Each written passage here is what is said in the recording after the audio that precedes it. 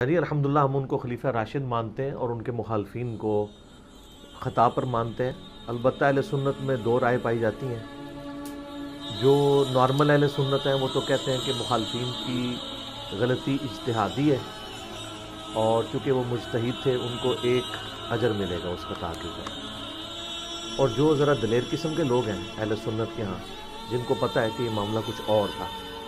وہ کہتے ہیں جی کوئی اجتہادی غلطی نہیں ہے، وہ غلطی اگر اجتہادی ہے بھی تھی تب بھی عمار بن یاسر رضی اللہ تعالیٰ عنہ علیہ السلام کے شہادت کے بعد، ان کے قتل کے بعد، اس کے بعد تو کھل کے سامنے آ گیا کہ وہ بغاوت پر مبنی ہے، اس کے بعد تو غلطی سے رجوع کرنا چاہیے۔ تو لیکن یہ طبقہ ذرا تھوڑا ہے، لیکن اس کے اوپر اتفاق ہے کہ غلطی سارے مانتے ہیں۔ بخاری اور مسلم دونوں میں حدیث موجود ہے، نبی علیہ السلام نے فرمایا کہ حاکم وقت اگر اجتہاد کرے اور اس کا اجتہاد صحیح ہو تو اسے اللہ تعالیٰ کی طرف سے 2 اجر ملیں گے، اور اگر اس نے اجتہاد غلط کیا تو 1 اجر اس کو ملے گا۔ یہ حدیث حاکم کے بارے میں تھی، یعنی مولا علی علیہ السلام اگر جنگ جمل صفین نہروان پہ معاذ اللہ غلطی پر ہوتے تو ان کو 1 اجر مل ہی جاتا، اور جو وہ اب درست ہیں الحمدللہ، اہل سنت اہل تشیع دونوں مانتے ہیں، اور بخاری مسلم میں درجنوں حدیث اس پر گواہ ہیں، تو ان کو 2 اجر ملیں گے۔ مخالفین کے اجر کی تو کہیں بات ہی نہیں، یہ خام خواہ گھسیٹ کے مخالفین کو اس میں شامل کرنا۔ اس میں الفاظ تو پڑھیں بخاری مسلم کے کہ حاکم وقت اگر اجتہاد کرے، حاکم کی پوسٹ بڑی ہے نا، کہ وہ اگر یہ اجتہاد کرتا ہے کہ مجھے اب ریٹ آف دی گورنمنٹ کو کوئی پارٹی چیلنج کر رہی ہے تو میں نے اب اس کے ساتھ کس طریقے سے بیہیو کرنا ہے، اور اس میں وہ پھر اگر قتال بھی ان کے خلاف کرتا ہے تو یہ اس کا ڈیسیژن ہے۔ جیسے سورۃ الحجرات میں ہے کہ اگر مسلمانوں کا بھی گروہ باغی ہو جائے تو اس کے خلاف قتال کرو، یہاں تک کہ اسے یعنی مین اسٹریم کے اندر لے آؤ۔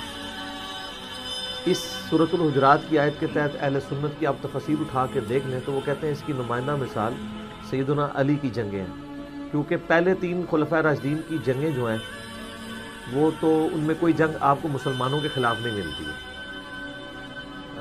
سیدنا علی کی جنگیں تینوں ہی مسلمانوں کے خلاف ہوئی ہیں، ان مسلمانوں کے جنہوں نے حاکم وقت کے خلاف بغاوت کی۔ یہی وجہ ہے کہ سیدنا علی رضی اللہ تعالیٰ عنہ کی تمام جنگوں پہ آپ کو بخاری مسلم میں درجنوں احادیث مل جاتی ہیں۔ اور یہ میں نے جو واقعہ کربلا والا ریسرچ پیپر لکھا ہے 5B، جس میں 200 احادیث میں نے جمع کی ہیں، میں اکثر اس کا تعارف کرواتا ہوں۔ اس میں جنگ جمل صفین نہروان کے اوپر درجنوں احادیث بخاری مسلم سے موجود ہے۔ ایک تو ایک بنیادی حدیث جو جامع ترمذی، سنن نبی داؤد اور سنن ابن ماجہ کے اندر موجود ہے کہ نبی علیہ السلام نے اپنی وفات سے کچھ عرصہ پہلے خطبہ دیا، بڑا بلیغ، اور صحابہ کرام کہتے ہیں ہر آنکھ اشک بار تھی، اور یوں لگ رہا تھا کہ آپ علیہ السلام کا یہ الوداعی خطاب ہے، اور لوگ جو ہے وہ رو رہے تھے۔ تو آپ علیہ السلام نے فرمایا کہ تم میں سے جو کوئی زندہ رہا عنقریب وہ بہت اختلاف دیکھے گا، تو ایسی صورتحال میں تو میری اور میرے خلفائے راشدین کی سنت کو لازم پکڑ لینا، علیکم بسنتی و سنت الخلفاء الراشدین المہدیین، اور اپنی دانتوں سے اس کو، جڑوں سے، اس کی داڑھوں سے مضبوطی سے پکڑ لینا، اور دین میں نئی نئی بدعات سے بچنا۔ ہر بدعت گمراہی ہے، اور سنن نسائی میں الفاظ ہے کہ ہر گمراہی دوزخ میں لے جانے والی۔ تو خلفائے راشدین کی سنت کو پکڑنا اور ان کے مخالفین کو اہل بدعت کہنا، یہ نبی علیہ السلام نے خود فرمایا۔ یہ بدعت کی جو بنیادی ڈیفینیشن جو ہے، یہ کل بدعۃ ضلالہ و کل ضلالۃ فی النار، یہ ہے ہی بیسیکلی خلفائے راشدین کے خلاف ہے۔ اسی کانٹیکسٹ میں ہم سیدنا عثمان غنی رضی اللہ تعالیٰ عنہ کے خلاف جو بغاوت کرنے والے ہیں ان کو بھی بدعتی شمار کرتے ہیں، اور سیدنا علی کے خلاف جو بغاوت کرنے والے ہیں ان کا یہ عمل بھی بدعت ہے۔ اور سیدنا علی کے حوالے سے تو درجنوں احادیث موجود ہیں، میں نے اس ریسرچ پیپر میں ڈالی ہیں۔ اس میں ایک وہ بنیادی حدیث جو ساری جنگوں کو کور کرتی ہے، وہ مسند امام احمد میں حدیث موجود ہے، المستدرک للحاکم میں موجود ہے، سنن نسائی الکبریٰ میں خصائص علی والے چیپٹر میں نبی علیہ السلام اپنی ایک بیوی کے گھر سے باہر نکلے، اور صحابہ کرام کہتے ہیں ہمارے ساتھ سیدنا ابوبکر عمر بھی موجود تھے اور باقی اصحاب بھی۔ تھوڑی دور جا کے آپ علیہ السلام کی جوتی ٹوٹ گئی تو آپ نے جوتی اتار کے اپنی سیدنا علی کو دی گانٹنے کے لیے، اور پھر کہتے ہیں کہ ہم چل پڑے پیدل۔ تھوڑی دور جا کے نبی علیہ السلام کھڑے ہو گئے کہ حضرت علی چونکہ جوتی گانٹ رہے تھے تو ان کا انتظار کرنے کے لیے۔ اس دوران پھر آپ علیہ السلام نے فرمایا کہ دیکھو اللہ تعالیٰ نے مجھے قرآن دے کر مبعوث کیا، لیکن ایز اے لاسٹ ریزارٹ مجھے قرآن پاک منوانے کی خاطر کافروں سے قتال کرنا پڑا، لیکن تم میں ایک ایسا شخص بھی ہے کہ جسے اس قرآن کی تعبیر کی خاطر مسلمانوں سے قتال کرنا پڑا قرآن منوانے کے لیے۔ سیدنا ابوبکر نے کہا انا یا رسول اللہ، آپ فرمائے لا، حالانکہ آپ علیہ السلام کا تقیہ کلام نہیں تھا لا، آپ لا کو اوائڈ کرتے تھے آخری درجے تک۔ سیدنا عمر نے کہا انا یا رسول اللہ، آپ فرمائے لا، بلکہ وہ شخص ہے جو میری جوتیاں باندھے۔ صحابہ دوڑے مولا علی کی طرف کہ آپ کے بارے میں یہ خوشخبری نبی علیہ السلام نے دی ہے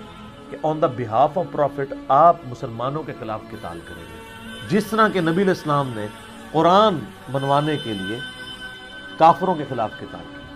تو سیدنا علی یہ بات سن کے صحابہ کہتے ہیں مسکرا پڑے، تو ہم سمجھ گئے کہ مولا علی کو یہ بات پتہ تھی کہ انہوں نے آن دا بہاف آف پروفٹ یہ جنگیں کر لی۔ اس صحیح حدیث کے بعد یہ تو وہم نکل گیا کہ سیدنا علی کو کسی جنگ کے اوپر کو پچھتاوا تھا۔ ان کو تو پتہ تھا کہ بھئی صحیح مسلم میں حدیث ہے علی سے محبت نہیں رکھے گا مگر مؤمن، علی سے بغض نہیں رکھے گا مگر منافق، صحیح مسلم 240۔ جس کی محبت ایمان کا حصہ ہو، اور اس حدیث میں تو خود مولا علی کہہ رہے ہیں صحیح مسلم کی کہ اس ذات کی قسم جس نے دانے کو پھاڑ کے اناج اگایا اور مخلوقات کو پیدا کیا، نبی امی نے مجھ سے یہ عہد لیا تھا کہ اے علی صرف مؤمن ہی تجھ سے محبت کرے گا اور صرف منافق ہی تجھ سے بغض رکھے گا۔ جس بندے کی محبت ایمان کا لٹمس ٹیسٹ ہو، اس شخص کو اپنے معاملات میں کیسے شک ہو سکتا ہے؟ ہو ہی نہیں سکتا۔ باقی یہ المصنف ابن ابی شیبہ میں جو روایتیں آتی ہیں کہ سیدنا علی جنگ جمل کے بعد روتے تھے، وہ اس لیے نہیں روتے تھے کہ ان کو یہ تھا کہ میں نے کوئی جنگ غلط کی ہے، وہ اس لیے روتے تھے کہ کاش مسلمانوں میں جنگیں نہ ہوں۔ جس طرح کہ سورہ مریم میں آتا ہے کہ سیدہ مریم کو جبرائیل نے آ کے عیسیٰ علیہ السلام کی بشارت دی، اس کے بعد تو شک نہیں رہنا چاہیے تھا، لیکن جب حضرت عیسیٰ کی ولادت ہوئی تو وہ کیا کہتی ہیں، کاش میں بھولی بسری ہو گئی ہوتی، مجھے دن نہ دیکھنا پڑتا کہ میں اپنی قوم کا سامنا کیسے کروں گی۔ اس کا یہ مطلب نہیں تھا ان کو جبرائیل کے وعدے پہ، اللہ کے وعدے پہ شک تھا، انسان ہے نا۔ تو سیدنا علی کو بھی دکھ تھا اس بات کا کہ کاش یہ دن نہ آتا کہ میں اس وقت بھی نبی علیہ السلام کے ساتھ تھا جب چند لوگ تھے، اور عرب میں ہم نے غلبہ حاصل کیا، پھر رومن اور پرشین امپائر بھی گر گئیں، اور آج ہمارے سامنے مسلمانوں کا شرازہ بکھر رہا ہے، اور میں اپنی کوشش کے باوجود اس کو سنبھال نہیں پا رہا مسلمانوں کی اندر کی ریشہ دمانیوں کی وجہ سے۔ تو اس کی وجہ سے وہ غم کھایا کرتے تھے، گریا کیا کرتے تھے۔ تو یہ یعنی بنیادی حدیث ہے کہ آپ کو قرآن کی تعبیر کی خاطر جہاد کرنا پڑا مسلمانوں کے خلاف، اور وہ جنگ جمل، صفین، نہروان، تینوں ہمارے پاس موجود ہیں۔ المصنف ابن ابی شیبہ جو امام بخاری مسلم کے استاد ہیں، ان کی جو کتاب المصنف ابن ابی شیبہ ہے، آلموسٹ 38-39 ہزار احادیث کا مجموعہ ہے۔ اس کا آخری چیپٹر آپ پڑھ لیں، جنگ جمل، صفین، نہروان، تینوں کے اوپر علیحدہ چیپٹر ہیں کتاب الجمل میں نے کئی دفعہ دکھائے ہیں، وہ آلموسٹ میجورٹی جسے میں نے اپنے ریسرچ پیپر میں کور کی ہیں، وہ ساری آلموسٹ وہاں پہ موجود ہیں، اور کئی حدیثیں بخاری مسلم میں بھی ہیں۔ آپ جنگ جمل کے بارے میں جو سیدہ عائشہ اور سیدنا طلحہ اور زبیر رضی اللہ عنہم اجمعین کا جو معاملہ ہوا، وہ ڈیٹیل طلب ہے میرے، اس کے اوپر جنگ جمل کے اوپر قریب لاکھوں لوگوں نے دیکھے ہیں، آپ دیکھ سکتے ہیں۔ مسند احمد میں حدیث ہے، مجموع الزوائد میں ہے، المستدرک الحاکم میں، اور کئی کتابوں میں، کہ نبی علیہ السلام نے فرمایا میری اس بیوی کا کیا حال ہوگا جس پہ حوض کے کتے بھاگے۔ حدیث حوض پہ میرا کلپ لاکھوں لوگوں نے دیکھا ہے، یوٹیوب پہ دیکھا۔ سیدہ عائشہ جب نکلی جنگ جمل کے لیے، اس وقت تو جنگ کا ارادہ نہیں تھا، بعد میں معاملات بگڑ گئے، تو حوض نامی جگہ پہ جب پڑاؤ کیا، وہاں پہ کتے بھونکے، تو انہوں نے کہا میں تو اب آگے نہیں جاؤں گی، میں نے تو نبی علیہ السلام سے سنا تھا کہ میری ایک بیوی کے ساتھ یہ معاملہ ہوا۔ تو حضرت زبیر نے کہا کہ نہیں اماں آپ آگے چلیں، آپ کی وجہ سے شاید کوئی صلح ہو جائے۔ صلح کیا ہونی تھی، پھر وہ لڑائی والا معاملہ ہی ہوا۔ سیدنا علی کی شفقت کی وجہ سے حضرت عائشہ کی بھی جان بخشی ہوئی، انہوں نے بڑی عزت کے ساتھ کو واپس ان کے بھائی محمد بن ابی بکر کے ساتھ بھیج دیا۔ اب بھائی ان کا محمد بن ابی بکر حضرت علی کے ساتھ تھا، کیونکہ اس کی پرورش ساری حضرت علی نے کی تھی۔ حضرت بکر صدیق کی جو ایک بیوی تھی نا، اسما بنت امیس، حضرت بکر کی وفات کے بعد ان سے نکاح کر لیا تھا مولا علی نے، اور اسی سے محمد بن ابی بکر تھا۔ محمد بن ابی بکر کی اس وقت عمر آلموسٹ ہوگی کوئی 5-6 سال، اس وقت سے پھر حضرت علی نے ان کی پرورش کی ہے، اور وہ سیدہ عائشہ کو خیمے میں جا کے سمجھاتا تھا کہ آپ یہ غلط طرف جا رہی ہیں، بعد میں حضرت عائشہ روتی تھی، صحیح بخاری میں آتا ہے، اور کہتی تھی مجھے میری سوکھنوں کے ساتھ دفن کرنا، میں نہیں چاہتی کہ نبی علیہ السلام، ابو بکر، عمر کی وجہ سے لوگ میری تعریف کریں۔ اور مصنف ابن ابی شیبہ میں موجود ہے کہ مجھے نبی علیہ السلام کے بعد مجھ سے ایک ایسا نیا کام سرزد ہو گیا، اب میں بدعت کا لفظ نہیں بولتا، اردو میں ترجمہ کر دیتا ہوں، یہ والا معاملہ۔ اور اس پہ شیخ البانی نے باقاعدہ سلسلہ حدیث صحیحہ میں کمنٹس کیے کہ اس نئے کام سے مراد ان کا جمل کے لیے نکلنا تھا، کیونکہ قرآن میں موجود ہے نبی کی بیوی اور گھروں میں ٹھہری ہو، تو ان کو اس بات کا غم تھا کہ مجھ سے یہ غلط کام ہوا۔ اور یہ یعنی جنگ جمل کے حوالے سے واضح حدیث موجود ہے۔ پھر عمار بن یاسر علی حدیث تو بخاری مسلم دونوں میں کہ سیدنا عمار بن یاسر کو نبی علیہ السلام دیکھا غزوہ خندق کے موقع کے اوپر یا مسجد نبی کی تعمیر کے دوران، باقی لوگوں نے ایک ایک پتھر اٹھایا ہوا ہے اور انہوں نے 2 بھاری پتھر اٹھائے ہوئے ہیں، یعنی اتنے وہ دین کے لیے جذبہ کرنے والے تھے۔ نبی علیہ السلام نے ان کی مبارک داڑھی سے مٹی جھاڑی اپنے ہاتھوں سے، اور پھر کہا وہ آئے عمار، افسوس ابن سمیہ، تجھے ایک باغی جماعت قتل کرے گی، تو انہیں اللہ اور جنت کی طرف بلائے گا، وہ جماعت تجھے دوزخ کی طرف لائے گی۔ یہ الفاظ اتنے سخت ہیں کہ زبیر رضی رحمہ اللہ تعالیٰ مجھے خود کہتے تھے علی بھائی میں کانپ جاتا ہوں جب یہ الفاظ پڑھتا ہوں کہ میں اس کی تفسیر کیا کروں کہ وہ جماعت تجھے دوزخ کی طرف بلائے گی۔ تو اس پہ تو اتفاق ہے کہ وہ جماعت کون سی ہے۔ اگلے دن میں وہ بریلویوں کے ایک ناسبی مولوی کو سن رہا تھا، تو وہ اس کو کمپیئر کر رہا تھا حضرت زبیر کے ساتھ کہ حضرت زبیر، جب آپ کو پتہ نا سلسلہ حدیث صحیحہ میں شیخ البانی میں ساری روایتیں بھی جمع کی ہیں حاکم کے ریفرنس سے کہ جب حضرت زبیر جنگ جمل کے لیے آئے نا تو حضرت حسن ابن علی نے بتایا کہ آگے حضرت زبیر آپ کے پھوپھی ذات آپ سے بڑا لاڈ کرتے تھے، آج تلوار اٹھاتے۔ تو حضرت علی نے ان کو پھر باہر نکل کے کہا کہ زبیر یاد ہے کہ نبی علیہ السلام نے تم سے ایک دن فرمایا تھا جب تم مجھ سے بڑا پیار کر رہے تھے کہ ایک دن تم علی کے خلاف تلوار اٹھاؤ گے تم ظالم ہو گے۔ تو ان کو وہ حدیث یاد آ گئی، وہ فوراً پلٹ گئے، جنگ چھوڑ گئے۔ یہ ہو سکتا ہے بھول جائے، قرآن میں آتا ہے کہ حضرت یوسف علیہ السلام نے جو 2 قیدی تھے، ایک قیدی کو جب آزادی ہونے لگی جس کی بشارت حضرت یوسف نے دی تھی اور کہا تھا اپنے بادشاہ سے میرا ذکر کرنا، یہ تو کبھی بھولنا ہی نہیں چاہیے تھا اس کو تو 9 سال وہ بھول آ رہا، تو حضرت زبیر بھی بھول گئے، تو کوئی ایسا مسئلہ نہیں۔ اگر کوئی اس حدیث پہ اعتراض کرتا ہے تو قرآن میں تو اس سے بھی بڑا واقعہ ہے، اس کا بھی آپ مذاق اڑائیں گے، یہ ہو سکتا ہے شیطان جب بھلا دے تو وہ حضرت علی کے فوجی نے جا کے قتل کر دیا۔ جب حضرت علی کو خبر پہنچی تو انہوں نے کہا کہ میں زبیر کے قاتل کو جہنم کی بشارت دیتا ہوں، کیونکہ نبی علیہ السلام نے فرمایا تھا کہ زبیر کا قاتل دوزخ میں۔ تو وہ شخص پھر کہنے لگا ہم آپ کی خاطر، ان کا میں نے تمہیں بھیجا تھا، اسی لیے اطاعت امیر کا حکم ہے، تو پھر خارجیوں میں شامل ہو گئے۔ تو ناسبی مولوی جو ہے نا وہ بریلویوں کا، وہ کہتا ہے کہ جی اس بنیاد پہ پھر آپ حضرت علی کی پارٹی کو بھی پھر دوست کی پارٹی کہیں، کیونکہ حضرت علی نے خود ہی کہا ہے کہ زبیر کا قاتل جو ہے وہ دوست کی ہے۔ زبیر کے قاتل کو دوست کی کہا ہے نا، اس قاتل کی جماعت کو تو دوست کی نہیں کہا، اس کو تو مولا علی خود کہہ رہے ہیں۔ یہاں الفاظ ہے کہ عمار کو ایک باغی جماعت قتل کرے، اس پوری پارٹی کو جو مولا علی کے خلاف کھڑی ہے، باغی جماعت دوزخ کی طرف لانے والی کا۔ تو آپ دیکھیں چھوٹے چھوٹے فرق کے ساتھ یہ منطق لڑا کے کس طرح اینالوجی سیم بنانے کی کوشش کرتے ہیں، ٹھیک ہے۔ تو یہ کیا سمجھتے ہیں لوگ گھاس کھاتے ہیں؟ ہمیں نہیں پتا کہ آپ 2 بالکل ڈیفرنٹ چیزوں کو ایک بنا کے پیش کر رہے ہیں۔ تو یہ کلپ میں نے حالیہ دنوں میں دیکھا، تو وہ ایک ٹی وی چینل پہ، ایک انگلینڈ سے ٹی وی چینل چلتا ہے، تو وہ ناسبی بیٹھ کے تو اس طرح کی باتیں کر رہا تھا۔ تو جاہل آدمی مطلب پتہ ہی نہیں ہے کہ 2 چیزوں ڈیفرنٹ چیزوں کو آپ ایک طرف ایک انڈیویجول ہے، ایک طرف پوری جماعت کو کہا رہے ہیں۔ حالانکہ وہاں بھی ایک انڈیویجول بھی تھا، مسند احمد موجود ہے، ابو الغادیہ نام کا بندہ ہے، صحابی ہے، اور عام صحابی نہیں ہے، صلح حدیبیہ کا صحابی ہے۔ اور مسلم شریف میں حدیث ہے کہ جو لوگ جنہوں نے بیعت رضوان میں میرے ہاتھ پہ بیعت کیا ان کو دوزخ کی آگ نہیں چھوئے گی۔ یہ حدیث مسلم شریف میں ہے، ابو داؤد میں بھی ہے، صحیح مسلم میں بھی موجود ہے۔ ابو الغادیہ جو ہے وہ اصحاب شجرہ میں سے ہے، لیکن اس حدیث کے تحت دوسری طرف مسند احمد میں وہ خود ہی ابو الغادیہ کا چیپٹر آپ نکال لیں، ابو الغادیہ پوری زندگی روتے تھے کہ مجھ سے عمار بن یاسر کا قتل ہو گیا، اور وہ کہتے تھے کہ نبی علیہ السلام نے تو فرمایا تھا عمار کا قاتل اور مال لوٹنے والا دوزخ میں، وہ روتے تھے۔ اچھا اب جو ناسبی ہیں نا وہ کہتے ہیں کہ نہیں، عمار کا قاتل اور مال لوٹنے والا دوزخ میں ہے، تو ابو الغادیہ جو ہے نا، چونکہ اس کو فضیلت حاصل ہو چکی ہے اصحاب شجرہ کی، لہذا اس پہ یہ فٹ نہیں ہوگا۔ اچھا، حالانکہ خاص دلیل سے عام ختم ہوتی ہے، عام دلیل سے خاص چیز نہیں ختم ہوتی، وہ عام دلیل ہے، یہ خاص ہے، ٹھیک ہو گیا؟ یہ خاص چیز جو ہے اس کو عام دلیل سے ختم کر رہے ہیں۔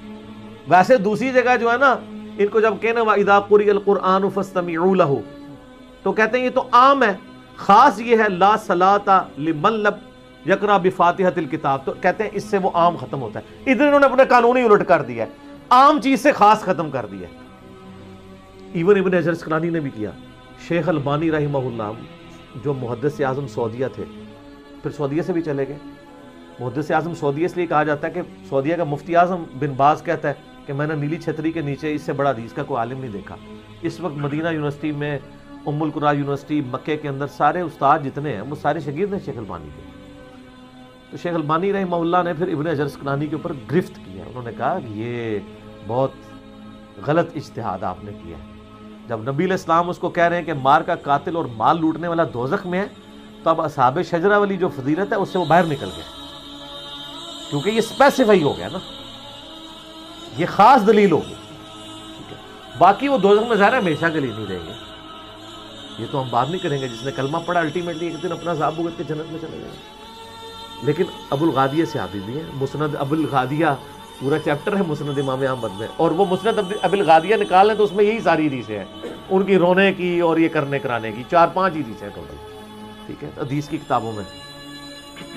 تو وہ پوری زندگی روتے تھے اور کہ بھی عمار کا قتل مجھ سے ہو گیا، ان کو بھی یعنی اس چیز کا احساس ہو گیا، لیکن ان پہ صرف فٹ نہیں ہوا۔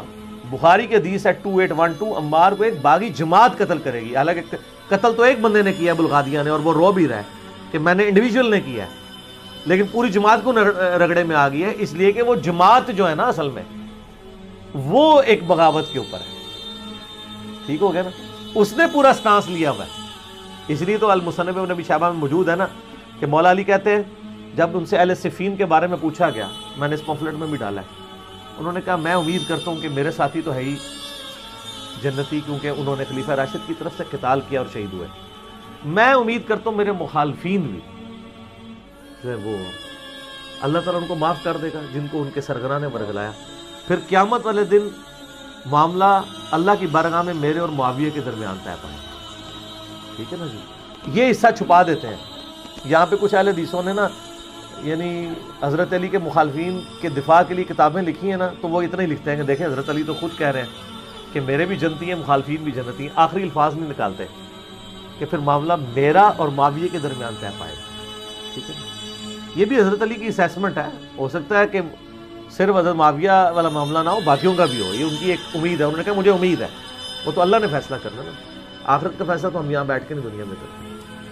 دوسری طرف المصنف ابن ابی شیبہ میں مولا علی نے قنوت نازلہ بھی پڑھی ہے، اللہم علیک بمعاویہ و شیعہ، اے اللہ معاویہ اور اس کے شیعہ کو برباد کر، عمر ابن عاص اور اس کے شیعہ کو برباد کر، جو ہے ابا سلمی اور اس کے شیعہ کو برباد کر۔ ان کو تو انہوں نے معاف نہیں کیا۔ اہل جمل کے بارے میں تو آپ نے مطلب نرم رویہ رکھا ہے، کیونکہ ظاہر ہے وہ حضرت طلحہ بھی چھوڑ گیا، المسلی الحاکم میں آتا ہے، تو مروان نے خود ہی ان کے گھٹنے میں تیر مار دیا کہ اس کی وجہ سے جنگ مار گئے، تو اہل جمل کو بھی معاف کر دیا۔ اور آپ اہل نہروان والوں کے بارے میں آ جائیں تو بخاری مسلم میں حدیثیں ہیں کہ نبی علیہ السلام نے فرمایا تھا کہ اس طرح کی ایک قوم نکلے گی، اور جب میرے یعنی اس ماننے والوں میں مسلمانوں میں 2 گروہ بن جائیں گے، تو ان میں سے جو گروہ اقرب الی الحق ہوگا وہ قتال کرے گا اس خوارج کی جماعت کے ساتھ، وہ روئے عرض کے سب سے بہترین لوگ ہوں گے، وہ خوارج کے خلاف لڑنے والے مولا علی کے ماننے والے لوگ جو جنگ نہروان ہوئی ہے۔